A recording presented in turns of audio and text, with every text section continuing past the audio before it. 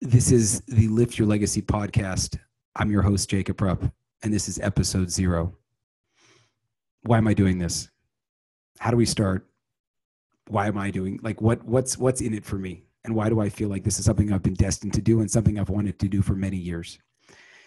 So I was born in Northern California, actually San Francisco, and had kind of I guess everyone's normal is whatever they experienced.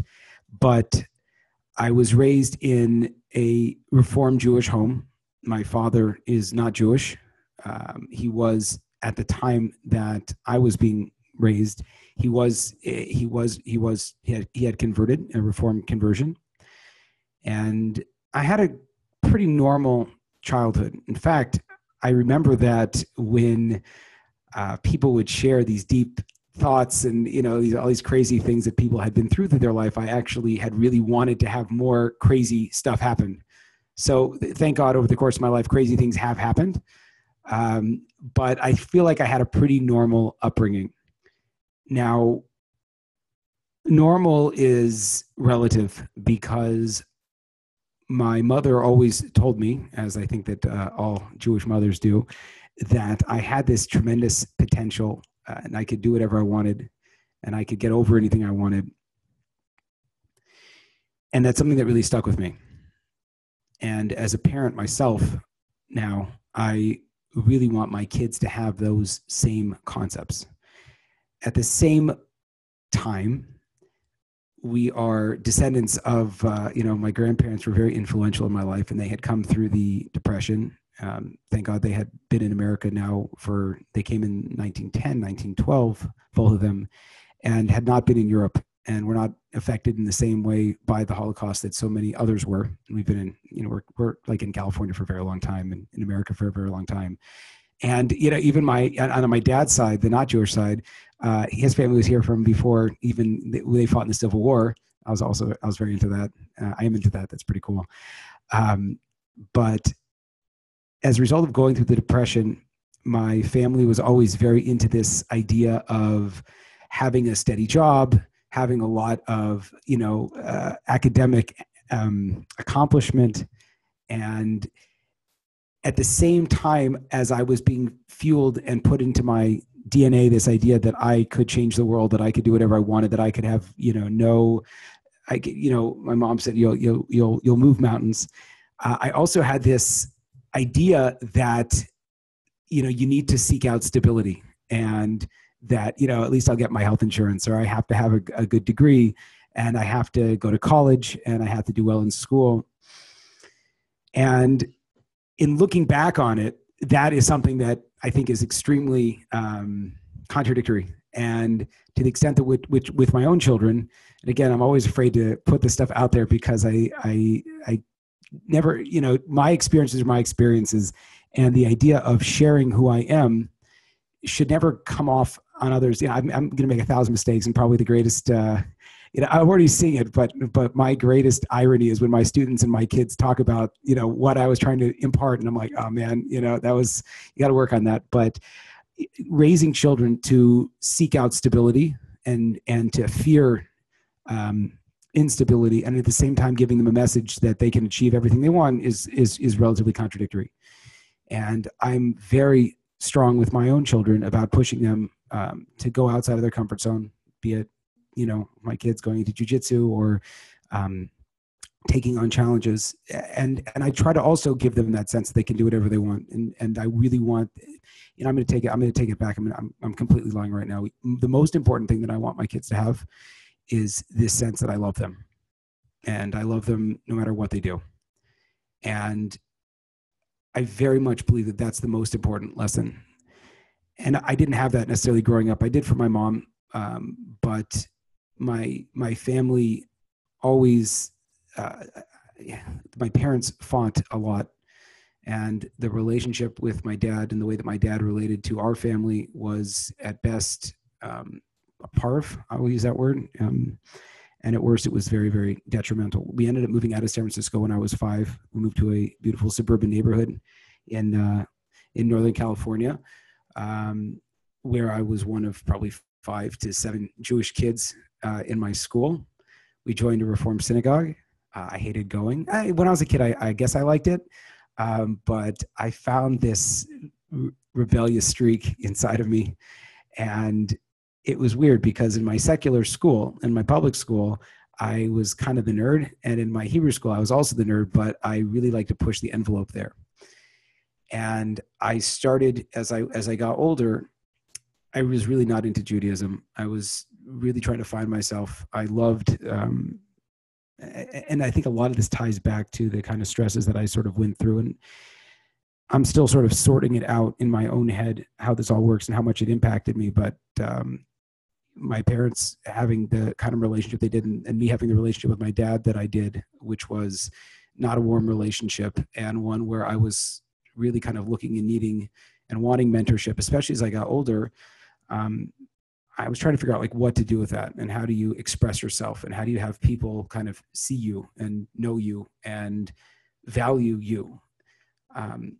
Because when the relationship's not great at home, and especially, you know, I'm speaking as a father, with your dad, then you really, as kids, you really try to figure out how do I find love, and how do I find meaning. And that, again, going back, that's why I'm so strong on why it's important for parents to show love for their children, and especially for fathers to show love for their children. And that's very hard because dads have a lot that they're doing, and they're running around, and they have their business, and they're trying to support their family. But I think that it's very important for parents to be physically affectionate with their kids, and verbally affectionate and emotionally in. And if your kids annoy you, which, since this is getting recorded, I will not admit to, but if your kids annoy you, your kids will pick that up, and you have to push that down, and you have to say the reason they're annoying you is because I have to work on my patience. And what's important is my kids know that I love them. So because I didn't necessarily have that growing up, I tried to define myself in a bunch of different ways. I found eating, and I became very obese. It's funny because for me, there was so much comfort in eating as a Jewish person, you know, and I associated all of our holidays with food, and to a great extent, that's true. There's a lot of culinary culture in Judaism, and I think it's a beautiful part of it. Maybe not to the extent that we were gulping down whole milk and cheesecake and after like 10, 15 bagels, but that's how we used to get down. And so I was always overweight, but by the time I was in high school, I was extremely overweight, to the tune of, you know, 42-inch waist. I'm 5'6", and that also really affected me. And if you kind of go through this theme that I have this sense I want to change the world, but at the same time, I'm always struggling with getting the attention, the love that I want. It's very difficult. And I suffer tremendously by the fact that I'm always concerned about what people think. And again, going back to that theme of being afraid to push outside of my comfort zone, that was something that was like tremendous pressure, because here I want to do whatever I want to do. I have all these great ideas and desires, and at the same time, I'm terrified to take a step. I'm terrified to, again, you know, we all grew up differently, but, you know, in terms of ask someone out, or to really push myself, it was very difficult. I had a friend, a very close friend growing up, and his dad, when I was in high school, sort of took me in and got me into weightlifting. And up until that point, because my parents had this, you know, very, very difficult relationship, so I always took my mom's side. So I kind of was I was very much the mama's boy, and I never really dealt with like anything like truly masculine, if you would. And weightlifting was awesome. I loved it. And I have these great memories of the, you know, like the swelteringly hot garage. It was like old school, you know, the rust on the iron, and getting into weightlifting. And it was amazing, because first of all, I was able to have that close proximity to my friend's dad, who was invested in us and helping us, and also the beauty of what exercise can do for you, and what weightlifting can do for you, and how there's this idea that you can literally be getting better and getting stronger on a daily or a weekly or a monthly basis. And I think that was like 10th grade, and that never left me. And even though I was super fat, I always loved weightlifting, and I was really good at it, and my stocky build served me well in that regard. And weightlifting became a major part of my life. At this point, still, Judaism was not so important, but I really wanted to have an impact on people. I want to be president. I think I don't want to do that anymore. So at one point I listened to a class by a rabbi, conservative rabbi in Los Angeles. My grandparents had gone there, and we were, and again, this is such an important thing, that Jewish people, even if we don't know how to express our Judaism, we want to. And I'm very much like that. And it didn't resonate with me, and I didn't know. And I thought that, my mom tried to keep kosher a couple of times. I was like, no. And my mom wanted to go to Hebrew school, and I went, no. I didn't see the relevance of Judaism, but I was very proud to be Jewish, and I really wanted to express my Judaism. And when I heard this rabbi give this talk, and I probably, if I listen to it now, I totally disagree with it, but maybe not. I was so moved, and I was like, oh my God, you can really, again, my rabbi, at home wasn't the most inspirational speaker, but I didn't know rabbis could be inspirational, believe it or not. And when I heard this, I was like, oh my gosh, this is awesome. I should really try to do this thing. And so I thought, it'd be a good idea. Let's jump on the rabbi path. And I should enter in that my uncle is a very prominent Reform rabbi. So I went to college. When I decided to go to college, I was going to be a rabbi. Not really knowing what that was, not really doing anything Jewish at all, but I was going to be a rabbi because I wanted to influence people. Go to college.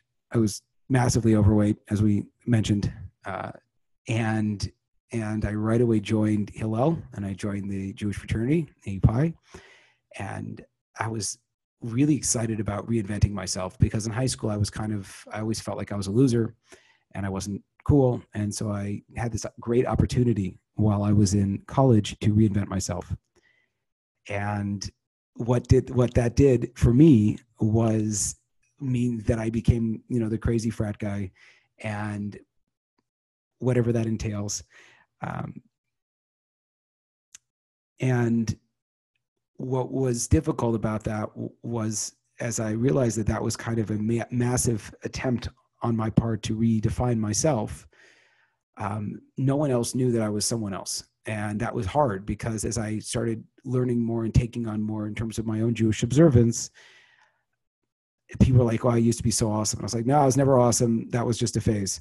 The crazy thing was, and this is kind of a funny story, that I met my wife we were 18, I was a freshman in college, and I have this whole thing where I think that Jewish men, because they know that Jewish women are looking for Jewish guys, can always sort of date above their standards. The problem is that takes a certain level of swagger, which I had, but I didn't have it in the sense that I could really ever ask for anything.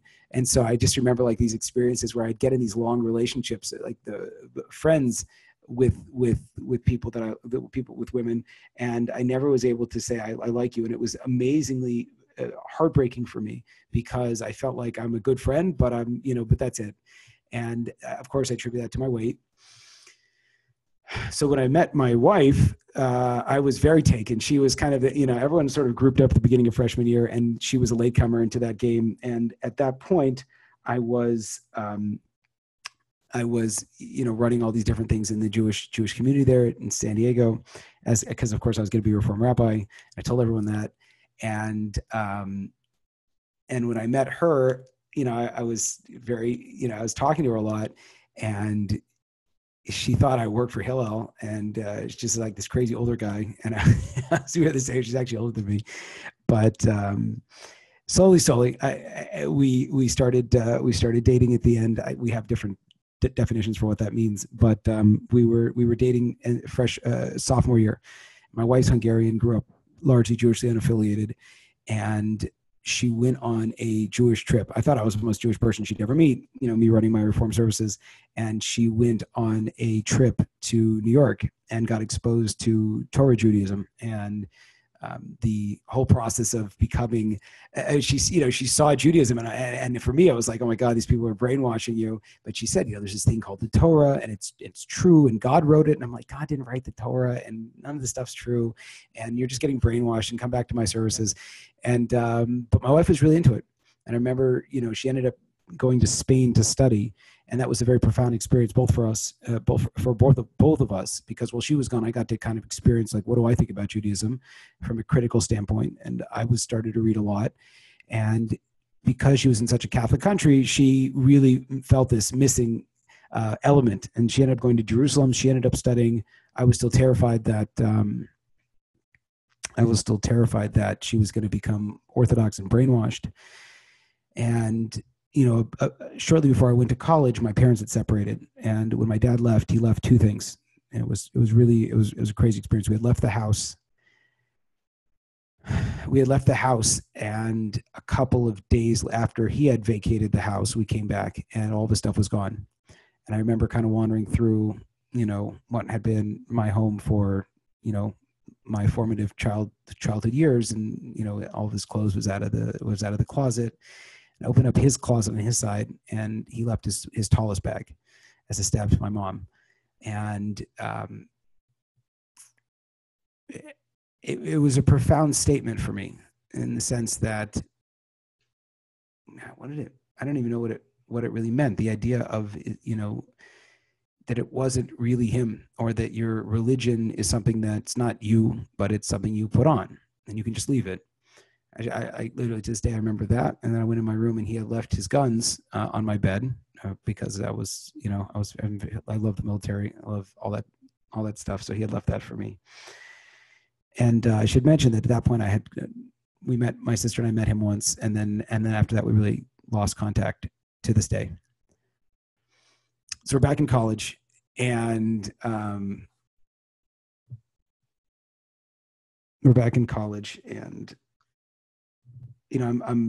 on this, like, now this masculine trip. I had started working out, and I loved history and all that kind of stuff, but I was still deeply bothered by the fact that I didn't want to subject my future kids to the kind of stuff that I saw growing up. And my wife had gone on a program called Heritage Retreats, and she had been profoundly impacted by the people there and the content there and the profound depth of Judaism there. And she said, "You have to go." I said, "Okay." So I went, and about 2 days into the program, I called her and I said, even if this stuff isn't true, I want to do it, because seeing the kind of relationships, and over Shabbat, a couple of Jewish families had come up from Los Angeles. We were in Santa Barbara Mountains, and I never saw like 50-year-old people who were still happily married, and it made such an impression. And the more that I realized that Judaism was about working on yourself and getting better, and actually putting effort into this kind of stuff, and that we actually care about that, and it's important, and it's not just figure it out for yourself, the more relevant it was for me, and the more I wanted to do it. And I had my skepticism, of course. I was a history guy. I'm a philosophy guy. All these things is, I don't have any other skill set per se, but I'm pretty smart, and I'm a good reader. So I like logic. And this had compelled me to meet with a rabbi on my college campus. He was the rabbi at the local synagogue, the second rabbi there. And I was like, oh my gosh, I'm gonna destroy this guy intellectually. He's this, Orthodox Jew. What does he know? He doesn't know about science. He thinks God wrote the Torah. And I didn't really want to crush him, because I really liked him. And again, like I mentioned, I had a vested interest in the emotional value of a observant Jewish lifestyle. But when I started speaking to him, I realized that he actually had thought through a lot of the arguments that I didn't have. And I was like, okay, this isn't going well.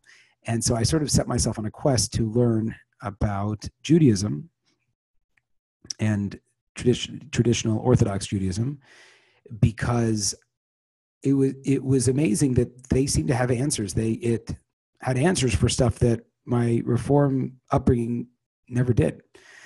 I should mention at this point that I had been kicked out of Hebrew for three times in a row, because it was so brutal. I hated it. And I stopped being a Jewish studies major because I hated that too. So I switched over to history, because I'm like, why don't I just do what I like? Again, all this stuff, kind of ties into why I'm not so bullish on traditional education, because I love history, and I did so well, and I didn't A's and B's in school, and I never studied, because I just basically was just regurgitating all the stuff that I had read and that had interested me. So at the end of college, we had this moment where my wife and I were trying to figure out, future wife and I were trying to figure out like where we're going to go. She was going to go to the seminary, Orthodox seminary called Neve Yerushalayim. And we had become Sabbath observant. We had gone to Israel Oh my gosh, that was crazy. There was a program called the Discovery Program when I was in Israel, and the implication of the program was that they gave what I felt was compelling evidence of God's existence. And I just remember sitting on the stones outside of the building in Jerusalem, and I was just like, oh my God, now what am I supposed to do? Like it's real. The good news and the bad news, and at that moment that I found out is that, that's a defining moment, but that's the least of your problems. Now you actually have to do something about it or not, and then live, kind of awkward for the rest of your life. You're going to live awkward the rest of your life no matter what. But so we had to figure out what to do. Was I going to go to Reform Rabbinical School? Well, they wanted you to have like an MBA, and I had, the fact that I had failed out of Hebrew 3 times was a big, was not so good. My grandparents are always telling me, be a conservative rabbi, be a Reform rabbi. Conservative, I didn't know anything about conservative Judaism except that I had gone to a conservative synagogue once, and it was really long. But look, my wife made a great point. She said, before you conserve or reform anything, you should learn what the thing is. And so and again, how this whole thing worked out is pretty funny, but I wound up at the most, like, a very intense Orthodox school, yeshiva in Israel. And I had never seen a page of Talmud before. Now, again, I subsequently sent, many students of mine to the school, but I made sure they were ready for it. So I got them sleeping on the floor. No, I'm just kidding. But at that point, the physical location itself was not quite, now it's a cakewalk. Now it's beautiful there. But when I was there, it was a little bit not what we're used to in America. And the level of orthodoxy, or I guess a level of intensity in terms of the study, where we were learning 10 hours a day, and I can't do anything for 10 hours. I can't do anything for 15 minutes straight. So it was tough, man. It was really tough. And, my wife and I, having been, I tell my students I was normal. And then there's this thing called Shomer Negia, which is that you don't touch each other before marriage. We implemented that into our relationship. And that was wild, because we had been dating now for 3 years. And, we were living in Jerusalem, and, people that aren't married there don't even really hang out. So, we had our weekly date, but it was isolating. I had the tremendous opportunity to get very close to a friend of mine who was my roommate in yeshiva. And I think, the program I went to was like South Africans, which were awesome. They were very chilled out. The Americans were pretty wild, in the sense that you realize that, not the most normal people turn their whole life around and wind up going to an Orthodox yeshiva in Israel. I'd say bad or good. It's just, you have a wide variety of personalities. My friend and I were both from California. He's the valley, the dude from the valley. And we really helped each other through, because it was definitely like a different world. And it was I'd say it was like the military, because I have no idea what that's like, but we were out of our element. We were very uncomfortable, and we were changing so much about who we were and how we were and who we wanted to be, and how we're going to impact the world, and all that kind of stuff. And I was there when my friend, who was in Hollywood, turned down working with this guy, Quentin Tarantino. They were going to hold this spot for 1 year. And around halfway through the year, we realized that we couldn't quite go back yet. We weren't cooked yet. And my friend turned down that job. This is just a crazy experience. I remember him sitting there, and, he used to have all these awesome piercings. And I didn't think it was awesome. I was a weirdo when I saw him. I'm a pretty clean cut dude. But he sat there and he was like, oh man, like, what happened to me? I used to be such a rockin' dude, and now, like, look at me. I'm just wearing white shirts and black pants and all this kind of stuff. And again, we all switched to that garb, for me, especially because I didn't want to stand out going along that theme. It's like I was tired of standing out. I just wanted to be kind of fit in. And what was really amazing was that my friend gave up a lot of stuff, but he really found himself, and he really built himself. And I think I had the insight to tell him that, or if I didn't, I feel like I should have, or take credit for that, despite the fact that he looked like everybody else, he also looked like everybody else where he was from, in California and in the Valley, and in show business. And by changing who he was, even if the outcome was that he looked like everybody else, that in his new world, that was something that was profound. And I also had to deal with that. My grandparents were sick.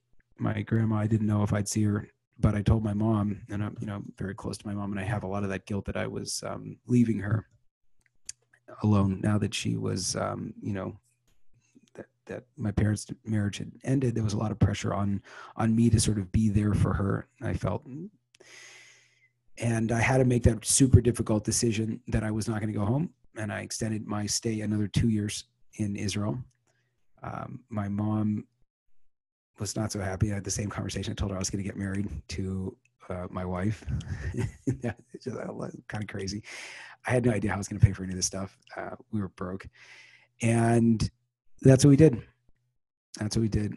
And after that, we went to UCLA. And that was pretty crazy. Like, I can't let this story go on forever. But, you know, it was this crazy experience going from the novice to now the expert.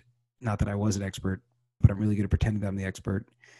And being that element of change in so many people's lives. And you start to see how unequipped you are, but how the circumstances call you to be that person that you want to be. And after about 8 years, we had accomplished a lot on campus, and we had this unbelievable impact on so many people's lives. And I'm not saying that is to our credit. I give my wife credit for that, but I just was in the right place at the right time. We had, 3 kids living in Los Angeles. It was very expensive. I had this insatiable impact. I had this, fear of stepping outside of my boundaries, but I had this insatiable desire to have this huge impact on the world. And I had grown too big for my job, and I had to leave my job. And I had a very, in my sense, public role in the Jewish community, and especially with my students, and especially with my kids, and with my wife. And stepping out of being the rabbi at UCLA was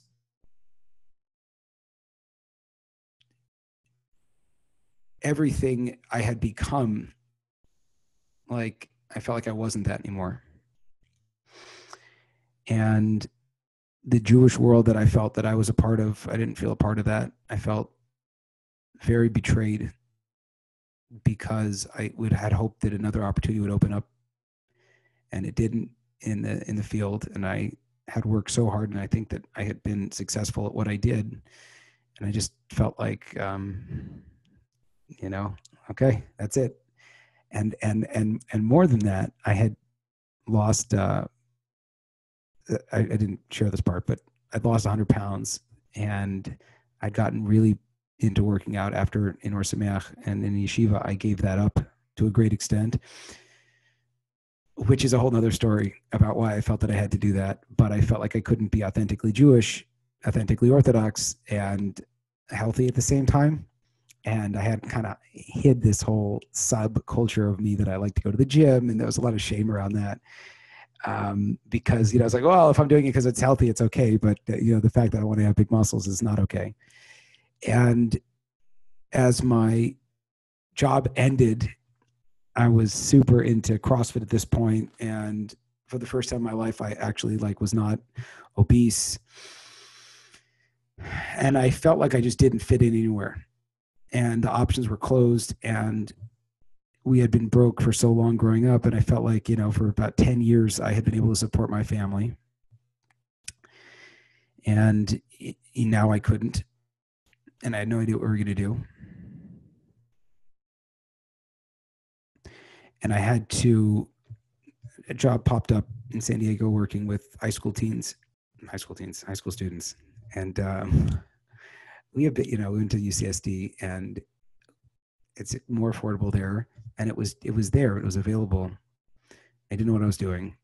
I went down there, and thank God I worked for an amazing man. I worked at an amazing school, and I worked with amazing students, but it wasn't what was right for me, because I needed to do lots of other stuff, and I needed to bounce around, and I needed to have this, I had that, going back, that I had that thing that my mom had always told me is I have to be bigger and I have to move on. And I didn't feel like I was doing that. And at the same time, I really was struggling religiously where I was. And, I didn't, the whole white and black thing, I started slowly sneaking in colors.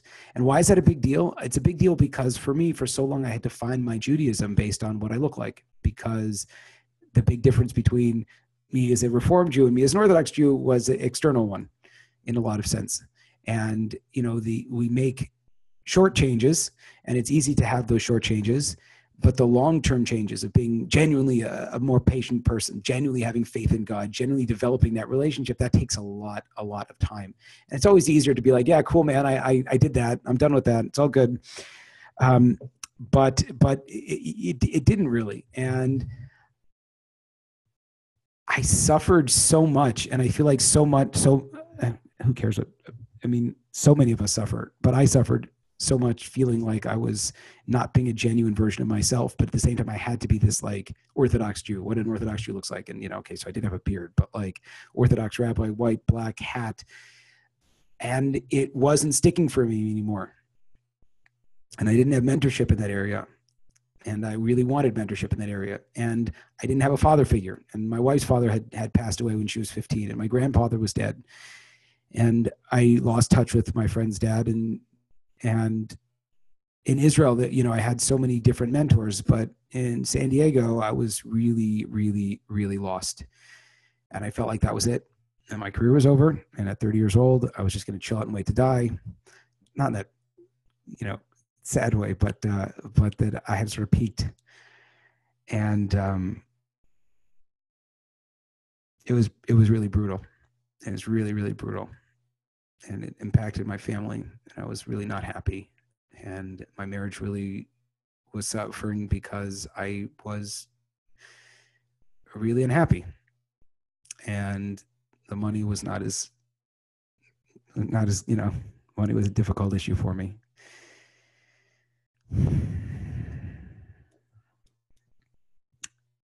And I started coaching, and I started trying to think outside the box. And, thank God, health coaching wise, that was great. I was helping people lose weight, but I didn't know how to ever get coaching other kinds of things.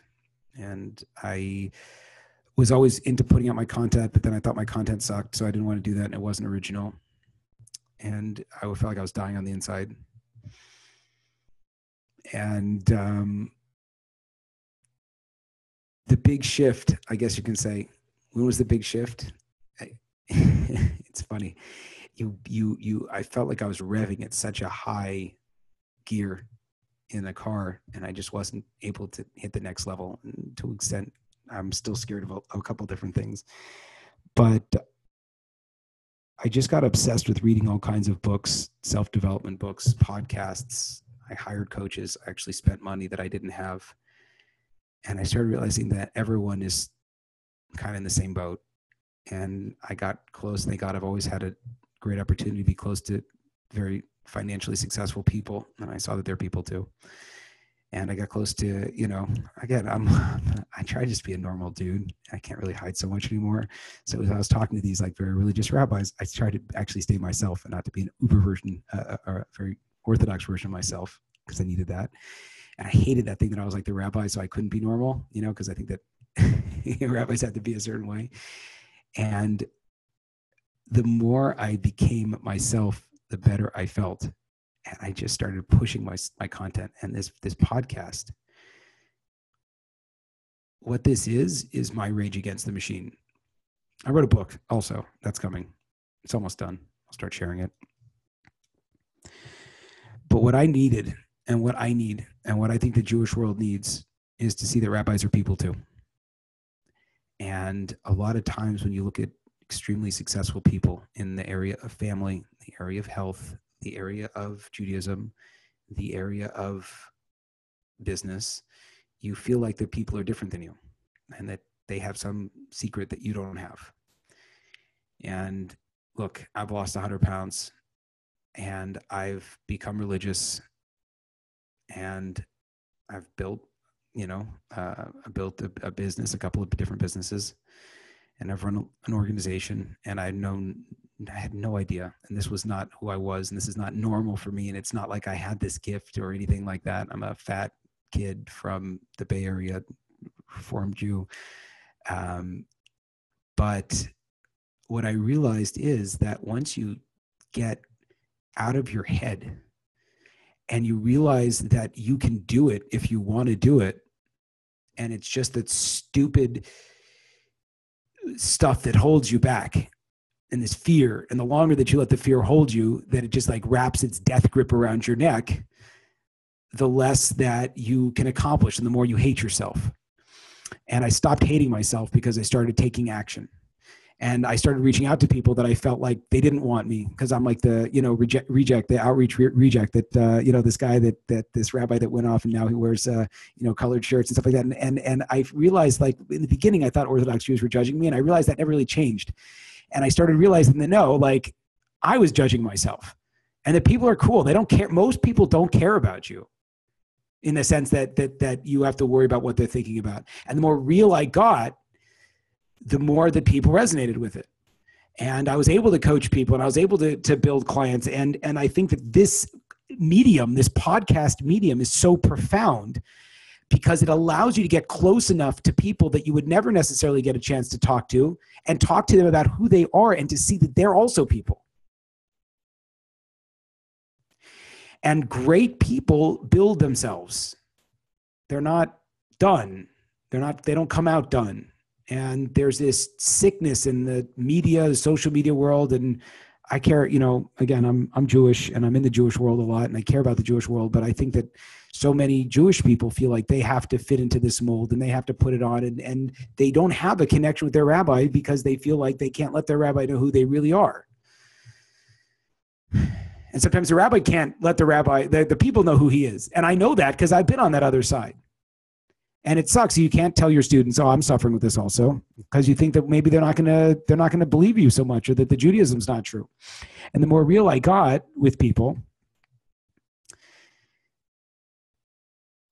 it was hard. I couldn't, necessarily make eye contact with a lot of my students, or with my wife, or with my parents and my mom. But the more real I got, the more I started to love myself more, change the story going on in my own head, and the more that I was able to build an audience, and then to realize that, like, everyone's suffering the same stuff. So, like, I can just help them get over that. And so that's the idea of the podcast.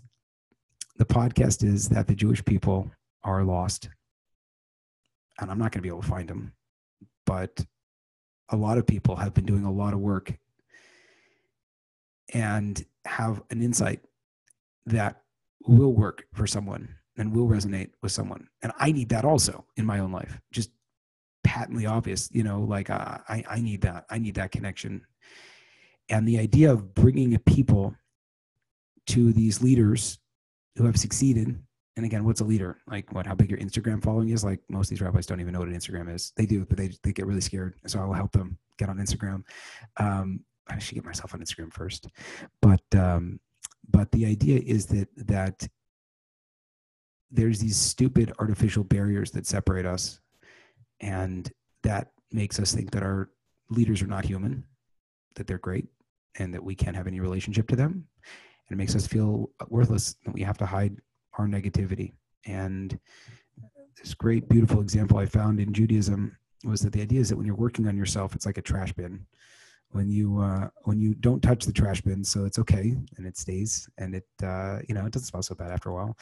But once you start digging in there, then you get this like foul smell.